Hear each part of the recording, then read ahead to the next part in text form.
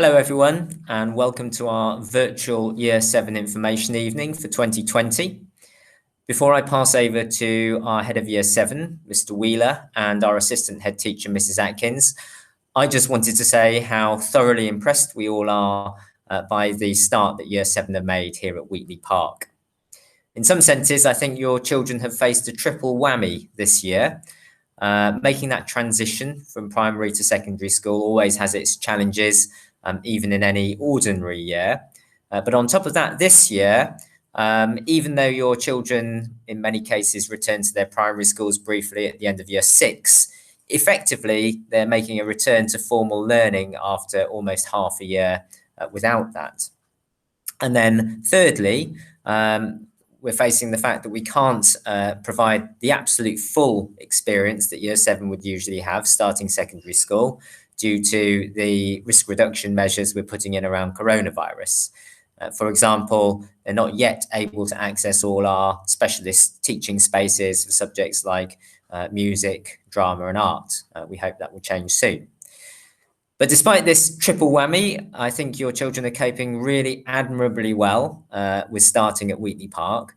And I'm sure that's in no small part due to the fantastic support that they're getting from you as parents and carers. So thank you very much for that. I'll now pass over to Mr. Wheeler for the next section of this presentation. Thank you, Mr. Martin. It's been amazing to see the strong start that Year 7 have made to their time at Wheatley Park School. This year we have a longer induction period, and this was designed to help your child get to know what it's like to be a pupil here. It also gives them an opportunity to know their tutor, who will be a key adult in their life, but also for the tutor to get to know your child. During this induction period, they have learned about our school values, everyone learning and everyone caring. And it has been a pleasure to see that these have been displayed in abundance in varying situations. The high levels of engagement within class show that the children want to be here and want to learn. And everyone caring has been displayed mostly outside of the classroom, where some pupils have gone litter picking to make sure that their Year 7 bubble stays nice and clean. But also during the first days when some pupils found it difficult and were on their own, there were groups who went round and sat with them so that they were not lonely and actually made some friends out of that. I've been really, really impressed moving forward. I'm really excited to see how Year 7 grow during their time here. It's really, really key that the links between home and school continue. So thank you for all the support you've done so far for your child in their transition. If you do have any concerns, please do let me know. I'm going to pass over now to Miss Atkins. Thank you, Mr. Wheeler. Hello and welcome to Year 7 Parent Information Evening video, which will be shared with you and hopefully give you some practical information which should be helpful in the weeks going forward. Thank you very much to those of you who have submitted questions ahead. That's been very helpful to us. So first of all, I'd like to talk to you a little bit about how Year 7 have settled in and to echo the things that have been said so far. So first of all, we've been really, really impressed with how positive Year 7 have been, the resilience and the sort of cheeriness that they have shown in adapting to their new setting and their new routines. I have to say, on the whole, they're doing well with those routines. So turning up punctually in the mornings and getting through that school day in a really sensible, organised and mature way. So well done to Year 7 so far. We have, as I say, seen lots of really positive student behaviour, but we are aware, obviously, some students have had some wobbles, and it is really important that if you're aware of something, if there is something to do with school that perhaps is causing your child anxiety, then please do get in touch and let us know. I have to say, Year 7 have been brilliant with their uniform so far. Okay, so excellent in terms of tucking in shirts, making sure they've got the right uniform on the right days. So wearing that PE kit on the days that they have their PE lessons as well. Their tutor time has been largely based all based in the humanities corridor with their tutors, and they have had a few virtual assemblies through that as well. So we look at continuing that with them, and well done to Year 7 on the whole so far. Great start. So my role this evening is to talk you through a few of the questions that have been submitted and to try and give you some answers that will be useful to you as we move forwards. And if there is a case that your question that you've submitted isn't answered, it might be because it's a particularly kind of individual question, and we will be getting in touch with you and making sure that we respond to that in due course.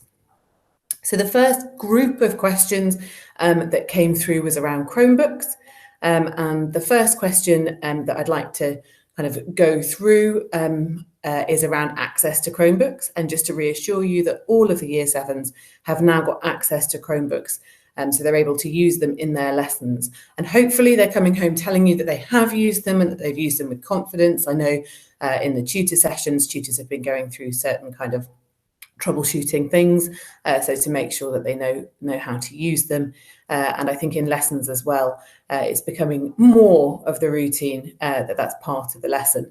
As we said before, the Chromebook is a tool. It's not the only way that they access work and information.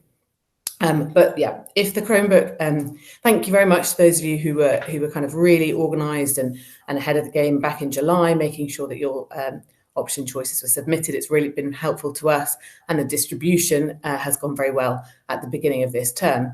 If your child forgets their Chromebook, then I'm afraid to say that is an equipment detention, but they are able to access a lone Chromebook so that they don't miss out on having that piece of equipment with them during the day. Okay, the next thing that I wanted to do is link directly to Chromebooks, and that is to talk through homework. So the Chromebooks are a kind of key part in the role of homework here, because all of the homework is set on Classroom. So we have got quite a lot of kind of digitalized methods that mean that using the Chromebooks is a really, really important and actually a really efficient way of making sure that your children know what it is that they are kind of needing to do, and that's where their to-do lists are stored and where the information about tasks to complete is.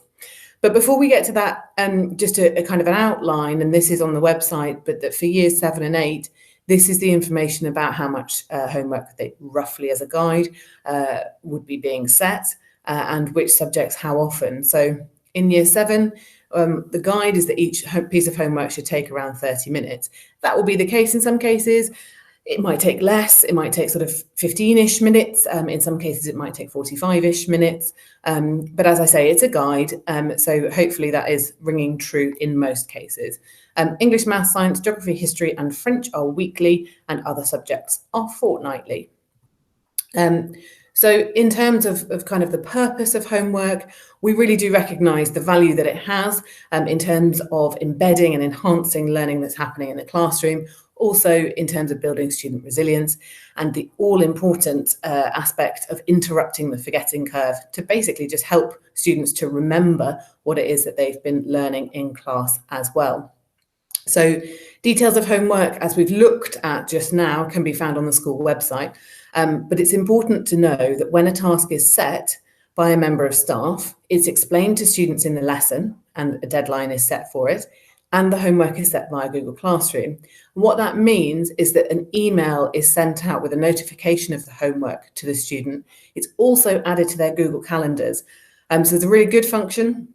If they're in their email, for example, which all of them will have access by now, the little grid in the top right-hand side, if they click on that and click on the calendar, and then they actually see where the assignments are due on each day and each time by looking at the calendar. So really useful visual reminder, and it has everything in there. There is also a function if your child clicks on the same kind of little grid in the corner of their email on the classroom. So it's kind of a yellow box with a green board in it and a person icon. That classroom icon, if they click on that, most of them will be very familiar with that now. On there is a function of a to-do list. So it's I think 3 or 4 little stripes on the top left. It says to do, and on there it's got the tasks that they have been assigned and when they are due in. So they're organised according to what they need to do first. Okay, so that's the main information on homework for now. But there is also something important to mention, which is around parent kind of access to it, to understand how you might be able to support your children. And thank you for those questions as well. It's really helpful to sort of remind ourselves that for parents, you would receive an invitation to Classroom via email. So many of you may have received that already. And you are able then to receive daily or weekly summaries of the work that's been set. If you haven't received an invitation, or if you're not receiving those summaries, it might be an adjustment of settings, then please do, if you need support, get in touch with Chromebook Help. So that's chromebookhelp@wheatleypark.org. Thank you. The next set of questions were around access to food and purchasing food. So to go through a couple of details on that. At break time, Year 7 have access to the bistro, where they're able to line up, they sanitize their hands as they come in, and they're able to purchase food in the bistro. And they can, at that point, sit down in the bistro and eat their food in there if they would like to. In terms of the top-up system, so if you are able to top up on parent mail, then that goes onto their account, and they can access that in the bistro, either by using their thumbprint, and the thumbprint reader is cleaned in between each student, or indeed by using their name as well. At lunchtime, students don't have access to the bistro, but there is an outdoor kind of kiosk that they're able to purchase food at if they need to, and at that point, and they also have this at break time, they have access to a sort of field area where they can run around, get some good fresh air, because clearly they're spending quite a lot of time in that same classroom. Really good for them to be outdoors, and there are some picnic benches outside as well for them to sit at and enjoy their lunch. An interesting question about bubbles continuing. So it's fair to say that we don't know exactly how long we're likely to continue with the bubble model, but I do want to reassure you that we do review it regularly. So we're looking at what is working in the bubble setup, what we can work on improving, to make sure that it's kind of as efficient as possible, that it's as positive an experience as possible for students as well. We are aware that making any changes at this point actually might cause more anxiety than kind of certainty for students as well. So there is an issue, clearly, that if we have got the whole of Year 7 being taught in humanities classrooms, it's more difficult to access that specialist provision. So, for example, at the moment, they don't have any science lessons in the science labs, and they don't have any kind of practical lessons, so art, over in the old house, doing what they would normally do over there. We are confident, so the heads of department have adapted curriculum to make sure that the learning experience is still very worthwhile. But that said, it is something that we're looking at, and we hope to have some specialist teaching reintroduced into the whole, specialist teaching in specialist classrooms reintroduced into the whole school timetable soon. I must be honest with you, the priority is likely to be with the upper school and with exam classes at first, but obviously over time we will look at extending that to Year 7 when we can. The next thing to talk about is parent communication, so thinking a little bit about how best to kind of follow how your child is getting on in school, and there are a few different things to say on that.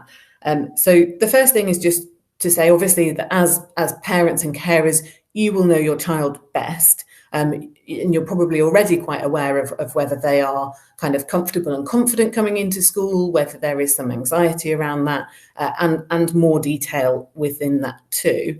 And if you have got concerns, then please do get in touch with your child's tutor in the first instance, or of course with Ms. Pearson, Mrs. Hunt, or Mr. Wheeler, and we'll do all that we can to support your child. If they're kind of getting on well, so they're doing good work in class, they're making good effort, they're behaving well around the bubble, then they might receive a purple postcard, and so that's recognition of good behaviour, good effort, hard work. If we have concerns, so if we've noticed something that perhaps doesn't seem quite right, or if a child has come to us and mentioned that there is an issue, then any concerns that we have will be communicated with you. So again, that would be by our assistant heads of year, so Ms. Pearson, Mrs. Hunt, or by the head of year, Mr. Wheeler. Now, in terms of an academic review and feedback on that, it's an interesting one. We are looking at how parents' evenings will work going forwards. So currently we have scheduled a parents' evening for Year 7 at the end of January. We are hopeful that will go ahead in some format. It is likely to be virtual at the moment, but as we well know, advice is changing regularly, and who knows, by then we might be in a different situation, but we will of course keep you updated on that. An important question, it didn't come from very many different people, but a really important one to make clear, reporting absences. So if your child needs to be absent from school, The number to call is 01865 877 623, and that goes through to our absence line, and our attendance officer will pick that message up in the morning, and she will be able to kind of update the appropriate list with that information. It is absolutely crucial for us that you do call in and give us that information, so that we have a record of where your child is. And if we're expecting them and they're not here, clearly that's something for us to follow up as a matter of urgency. Just to say, if the absence is a long-term absence, so if they have, for example, had medical treatment and they'll be off school for several weeks, or indeed if it's an isolation and they'll be off for 10 or 14 days, there is no need to ring each day. So in the first message, if that part of it in the length of it is made clear, then there's no need to ring each day. It will be updated on the spreadsheet, and the information will be made clear by the attendance officer. Thank you. Okay, the next set of questions were, unsurprisingly, around COVID and around school systems to do with that.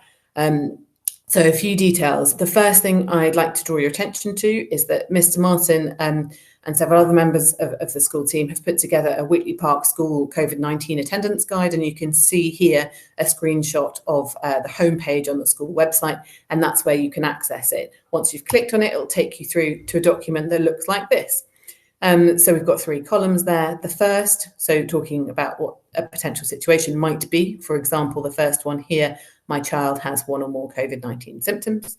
The action needed is there. And then when can my child return to school? Important question, is all there as well. So please do take some time to have a look through that. And I hope that you'll find some reassurance and indeed some practical information that might be helpful to you. But broadly speaking, I think we can pick out a couple of key points.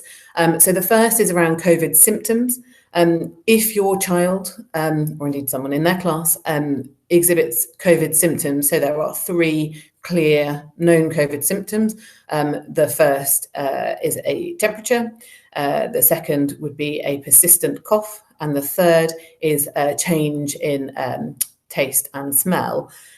If your child exhibits one of those 3 symptoms, granted the third is harder to exhibit, but if they are, for example, we've had a few cases of persistent coughs, then while we are not medical experts and we cannot clearly make a diagnosis of anything at this stage, we have to follow the guidance, which is very clear to schools, that if that is the case, then they must be sent home. So that has happened for several students in the past week or so, and I'm sure it will continue to happen. It's fair to say that this time of year, and some of you have raised this, that lots of coughs and colds are going around, but where it is a persistent cough, so regular coughing within an hour or several episodes within 24 hours, then your child will be sent home. They'll be asked to isolate. So they would be asked to isolate for a period of 10 days, or indeed if they're able to access a COVID test and it returns negative before that time, of course, they'll be welcomed back into school sooner. For siblings, that isolation period is 14 days, but the same thing if they are with somebody who's had a test and it comes back negative, then of course they would be welcomed back in as soon as that information is received.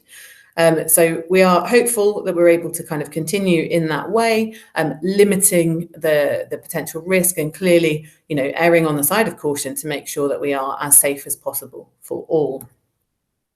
So that brings us to the end of the questions and answers that I wanted to go through just now. As I say, we have received some other questions that are quite individual and we will respond to you about those. But if after this you have got other questions, maybe some new things have occurred to you, then please do get in touch via that same form that Mr. Wheeler has emailed out. And we'll do our best to get back to you. Thank you very much for your attention during this, and I hope that it's been a little bit helpful in terms of smoothing things and making things clear going forwards. Thank you very much for all of your support up till now and ongoing. We are really pleased with how Year 7 are getting on and look forward to the rest of the year with them and with your support too. Thank you very much.